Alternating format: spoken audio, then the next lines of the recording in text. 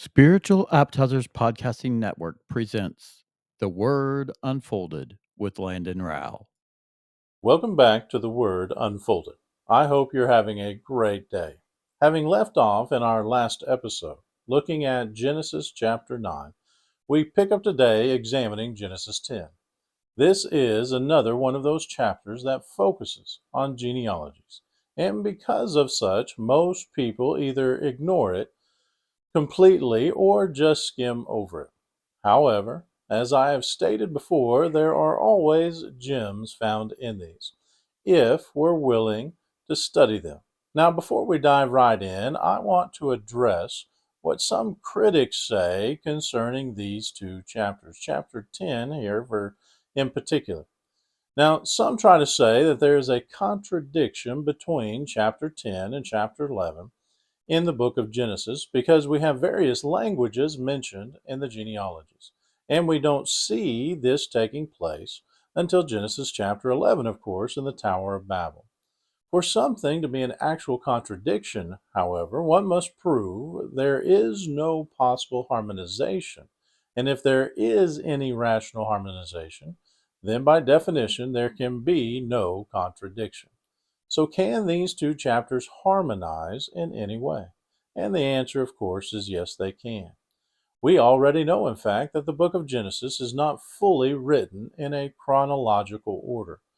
We see this starting in Genesis chapter 1, leading to chapter 2. Because in Genesis chapter 2, we see that it gives more detail, doesn't it, about what took place during the events mentioned in chapter 1. We also see this in Genesis chapter 38, where several of the events mentioned in that chapter occurred while the things recorded in Genesis 39 and later took place. So Genesis 10 is not meant to be in chronological order, but simply a snapshot, if you will, of certain events through the various lines of genealogy that were significant. We then must not be hasty to either suggest or believe those that mention supposed contradictions. The reason is simple. People suggest them because they either don't believe the Bible to be truly inspired by God, or they don't accept God is perfect, cannot lie, and therefore cannot be or write an inspired perfect book. Both of these attitudes are naturally sinful and most certainly irreverent towards God's holy word, because God himself has said he inspired every word, 2 Timothy 3:16, and has said he cannot lie, Titus 1:2 and Hebrews 6:18. So either there are zero contradictions or the Bible is not inspired by God. You can see then, of course, the significance of understanding what a true contradiction is then. So with that in mind and understanding that now, let's get back to Genesis chapter 10.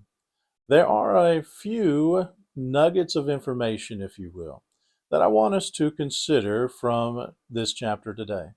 First, we read in Genesis chapter 10 and verse 5 and Genesis 10:25 this, starting in verse 5.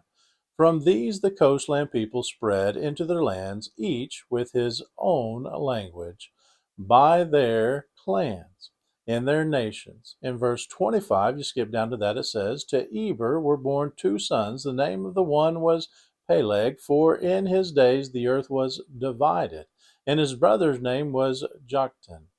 Now, both of these clearly point to the next chapter. Why is that significant?